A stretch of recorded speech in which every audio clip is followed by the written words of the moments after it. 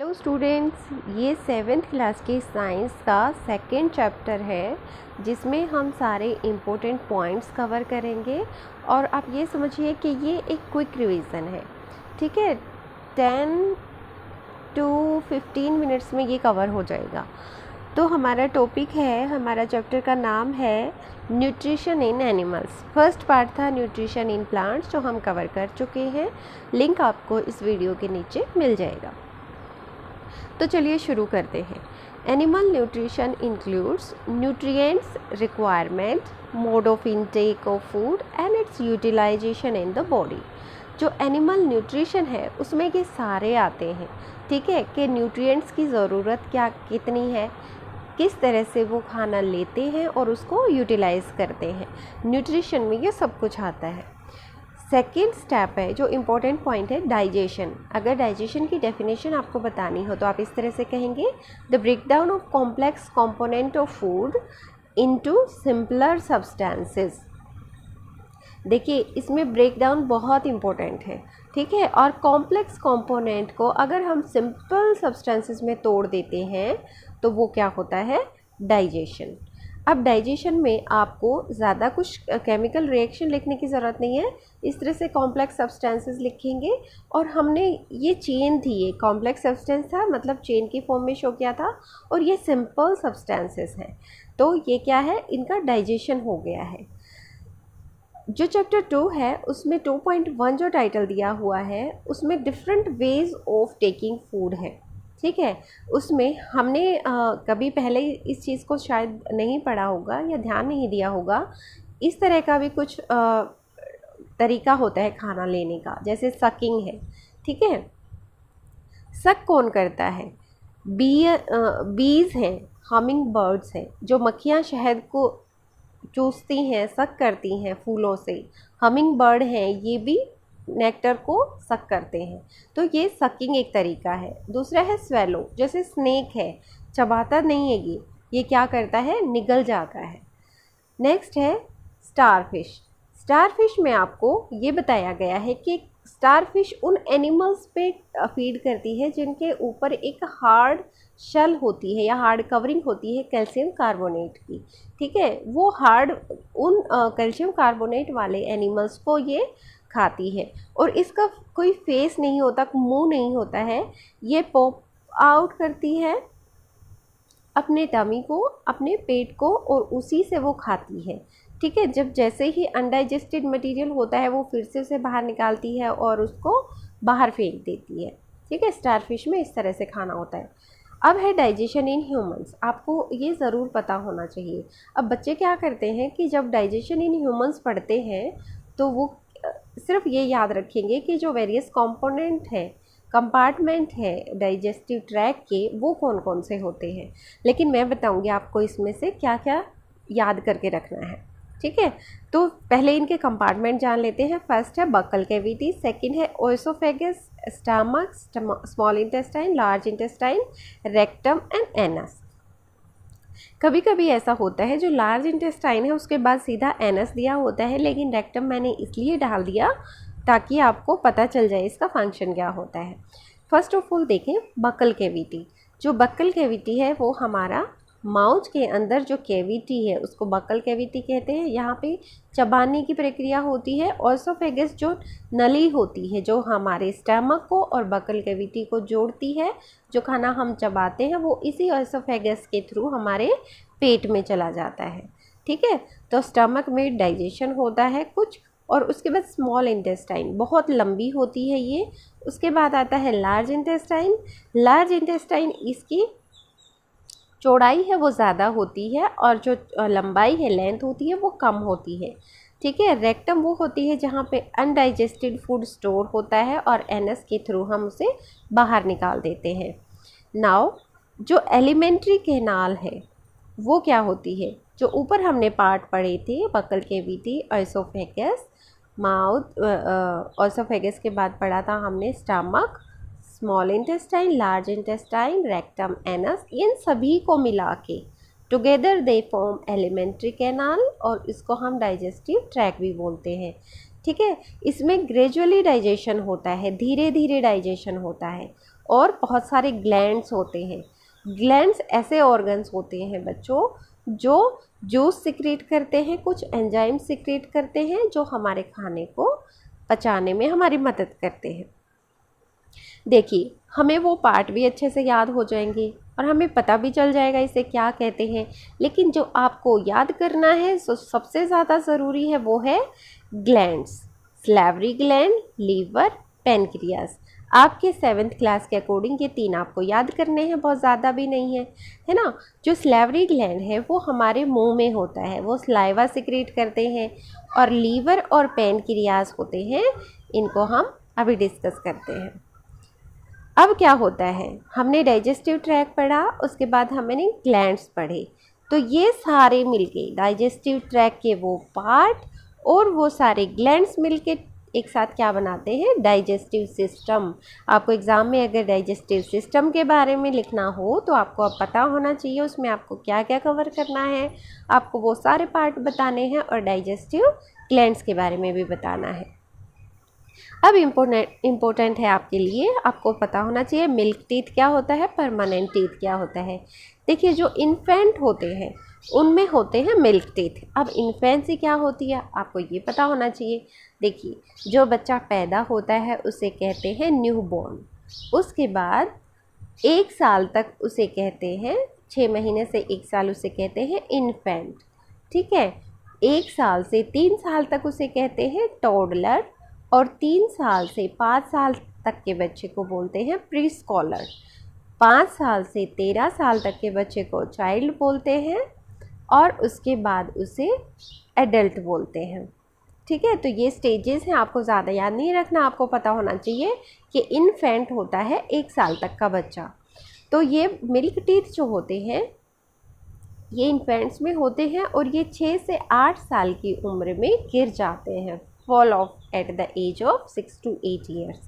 Next is permanent teeth. Permanent teeth पूरी ज़िंदगी भी रह सकते हैं और ये गिर भी सकते हैं, जब बूढ़ा होता है इंसान गिर सकते हैं, या फिर अगर आप अपने दांतों की केयर नहीं करते तो भी ये गिर सकते हैं।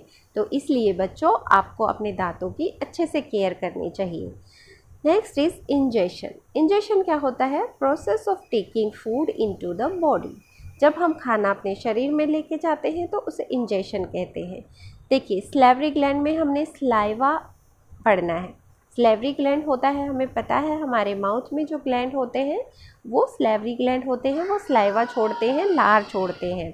अब क्या होता है, ये लार का काम क्या है, स्टार्च जो हम लेते हैं खाने में उसको ये शुगर में कन्वर्ट करता है, ठीक है। जितनी भी हम स्टार्च लेंगे ये सलाइवा उसको शुगर में कन्वर्ट कर देगा। अब बच्चों बात आती है टूथ डिके की। टूथ डिके क्या होता है, दांतों का कटना या उनमें कीड़ा लग जाना, कीड़े काटते ही हैं, हमें पता होता है ना, जो ब्लैक ब्लैक डॉट हो जाते हैं वो एक तरह से कीड़ा बोलते हैं। तो टूथ डिके किस तरह से होते हैं, जब हम खाना खाते हैं तो हम उसमें कुछ भी लेते हैं, सपोज़ हमने चॉकलेट खाई या कोई स्वीट्स खाई हैं तो हमने शुगर को लिया है उस फॉर्म में, ठीक है। तो वो क्या करते हैं, कुछ बैक्टीरिया होते हैं वहाँ पे, तो वो अगर हम ब्रश नहीं करेंगे तो जो भी खाना हमारे दांतों में लगा हुआ है वो बैक्टीरिया उसको डाइजेस्ट करेंगे, उसको खाएंगे और एसिड रिलीज़ करेंगे। ये एसिड क्या होता है, हमारे दांतों से लग के उसे डिके करना शुरू कर देता है और उसे टूथ डिके बोलते हैं, ठीक है। तो हमें ये याद नहीं करना है, ये सिर्फ समझना है। याद करने वाली बात थी हमारे लिए स्टार्च वाली। देखिए, जो सलाइवा होता है वो सैलिवरी ग्लैंड से होता है। अभी हमारे 2 ग्लैंड और बचे हुए हैं, हम उनको भी देख लेते हैं। अब खाना ओएसोफेगस में चला जाता है, ओएसोफेगस से वो पेरिस्टालसिस एक मोमेंट होता है, उसके थ्रू वो खाना पेट में चला जाता है। पेट में जाने के बाद जो एसिड होता है, कौन सा, हाइड्रोक्लोरिक एसिड, ये बैक्टीरिया को किल करता है। जो अनवांटेड बैक्टीरिया हमारे खाने के साथ चले जाते हैं, ये पेट वाला एसिड उसको ख़त्म करता है। ये म्यूकस भी रिलीज़ करता है, चिपचिपा पदार्थ, और डाइजेस्टिव जूस भी जो हमारे खाने को पचाने में मदद करते हैं। अब ये क्या करता है, ये जो डाइजेस्टिव जूस है ये तोड़ता है किसको, प्रोटीन्स को सिंपल सब्सटेंसेस में, ठीक है। स्टमक में अब 3 चीज़ें रिलीज़ हो रही हैं, हाइड्रोक्लोरिक एसिड, म्यूकस और डाइजेस्टिव जूस। उसके बाद आता है स्मॉल इंटेस्टाइन। स्मॉल इंटेस्टाइन जो है हाईली कॉइल्ड है, बहुत ज़्यादा मुड़ी हुई होती है। इसकी लेंथ होती है 7.5 मीटर। ठीक है, अब क्या होता है, इस स्मॉल इंटेस्टाइन में लीवर और पेनक्रियास जो दो ग्लैंड है इनका बहुत बड़ा रोल होता है। देखिए, लीवर क्या सिक्रीट करेगा, बाइल जूस सिक्रीट करेगा। ये कैसा होता है, रेडिश ब्राउन कलर का होता है और ये हमारी बॉडी का लार्जेस्ट ग्लैंड है। उसके बाद पेनक्रियास है, क्रीम कलर का ग्लैंड होता है। लीवर कैसे कलर का था, रेडिश ब्राउन, और पेनक्रियास है क्रीम कलर का। ठीक है, ये जो पेनक्रियास है ये कार्बोहाइड्रेट पे, फैट पे, प्रोटीन पे काम करता है। अब जो हमारे लीवर ने बाइल जूस सिक्रेट किया वो क्या करता है, गॉल ब्लैडर में सेव हो जाता है और जब हमें फैट को डाइजेशन करने की ज़रूरत पड़ती है तो ये हमारा बाइल जूस गॉल ब्लैडर से फैट को डाइजेस्ट करने आ जाता है। देखिए कितना अच्छा सिस्टम बनाया भगवान जी ने।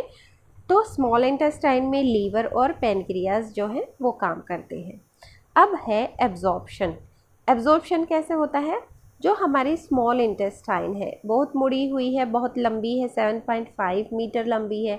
ठीक है, अब जो ये डाइजेस्टेड फूड है ये तैयार हो जाता है हमारे ब्लड वेसल्स में जाने के लिए। जब हमारे खून में चला जाएगा वो खाना पचा हुआ तो वो एब्जॉर्ब हो जाएगा, उसे हम बोल सकते हैं यहाँ पे एब्जॉर्प्शन होता है। ठीक है, इंटेस्टिनल वॉल्स जो होती है वो एब्जॉर्प्शन में हेल्प करती है। देखिए स्मॉल इंटेस्टाइन जो है, SI मैंने स्मॉल इंटेस्टाइन के लिए लिखा है बच्चों, लेकिन आप SI नहीं लिखेंगे। स्मॉल इंटेस्टाइन में विलाई होते हैं, फिंगर लाइक प्रोजेक्शंस होती हैं, आउट ग्रोथ्स होती हैं उंगलियों की तरह। उससे क्या होता है, सरफेस एरिया बढ़ जाता है। तो आपको पता होना चाहिए जो स्मॉल इंटेस्टाइन है उसमें विलाई प्रेजेंट होती है और उससे सरफेस एरिया बढ़ जाता है। ठीक है, अब आपको एसिमिलेशन का मुझे खुद बताना है। देखिए लार्ज इंटेस्टाइन जो है वो वाइडर होती है और शॉर्टर होती है, और ये छोटी होती है, मतलब 1.5 मीटर होती है। जो स्मॉल इंटेस्टाइन थी वो 7.5 मीटर थी और 1.5 जो है लार्ज इंटेस्टाइन है। अब क्या होता है, ये एब्जॉर्ब करती है वाटर को और सॉल्ट को। देखो इसमें कुछ डाइजेस्ट नहीं हो रहा, यहाँ पे तो जो चीज़ें बच गई हैं उनको ये सीधा एब्जॉर्ब कर रही है। डाइजेशन कहाँ हुआ था, स्टमक में डाइजेशन शुरू हुआ था और स्मॉल इंटेस्टाइन में हुआ था। ठीक है, तो ये जो लार्ज इंटेस्टाइन है ये वाइडर है और शॉर्ट है। इजेशन क्या होता है, जो हम खाना खाते हैं उसमें जो वेस्ट बच जाता है एब्जॉर्प्शन के बाद, असिमिलेशन के बाद, वो क्या होता है, इजेशन हो जाता है उस खाने का। फिकल मैटर जो है वो रिमूव करने की जो प्रोसेस होती है उसको इजेशन कहते हैं। नेक्स्ट है डाइजेशन इन ग्रास ईटिंग एनिमल्स। जो घास खाने वाले एनिमल्स होते हैं उनमें डाइजेशन किस तरह से होता है। ठीक है, जैसे काऊ है, बफेलो है, इनमें डाइजेशन कैसे होता है, ये अपना खाना खाते हैं पहले और चबाते हैं बाद में। जो आफ्टर, यहाँ पे टी लिखना था, जो after eating swallow and store in a Roman. अब रूमन क्या होता है, एक पार्ट होता है स्टमक का जहाँ पे वो खाना जो अंदर जल्दी जल्दी ले जाते हैं उसको स्टोर करके रखते हैं। ठीक है, निगलते हैं खाने को और रूमन में स्टोर करते हैं। अब यहाँ पे इसका डाइजेशन होता है। कैसे डाइजेशन होता है, वहाँ पे भी एंजाइम्स प्रेजेंट होते हैं कि वो उसको डाइजेस्ट करते हैं और ये एक कर्ड बन जाता है। इसे कर्ड कहते हैं। जो ये डाइजेस्टेड फूड होता है ना, इसको कर्ड कहते हैं। मतलब कि जो खाना एनिमल्स खाते हैं, जो घास खाने वाले एनिमल्स होते हैं, जल्दी जल्दी निकल जाते हैं उसको और फिर रूमन में स्टोर करके रखते हैं। रूमन पेट का ही एक हिस्सा है जहाँ पे ये स्टोर करते हैं और डाइजेशन होता है। अब ये जो फूड होता है इसको कर्ड बोलते हैं। ठीक है, अब ये कर्ड क्या होता है, माउथ में वापस आ जाता है छोटे छोटे लम्प्स की फॉर्म में, छोटे छोटे गोले से की फॉर्म में, और इस प्रोसेस से वो चबाते हैं दोबारा से और इसे रूमिनेशन कहते हैं। ऐसे एनिमल्स जो रूमिनेशन करते हैं उनको रूमिनेंट बोलते हैं। ठीक है। जो ग्रास जो होती है, घास जो होती है, वो सेलुलोज रिच होती है। हम लोग सेलुलोज को डाइजेस्ट नहीं करते। सेलुलोज को बैक्टीरिया डाइजेस्ट करते हैं जो कि एनिमल्स में प्रेजेंट होते हैं। जो सीकम है, सेलुलोज डाइजेस्ट होता है सीकम में, ठीक है। सीकम क्या होता है? ओएसोफेगस और स्मॉल इंटेस्टाइन है, इसके बीच में एक हिस्सा प्रेजेंट होता है जिसे सीकम कहते हैं। समझ गए आप? उसके बाद आता है feeding and digestion in amoeba. Feeding and digestion in amoeba, amoeba में किस तरह से होता है? अमीबा के पास स्यूडोपोडिया होते हैं, इन्हें फॉल्स फीट भी कहते हैं। फॉल्स फीट या स्यूडोपोडिया, इसकी हेल्प से ये खाना खाते हैं।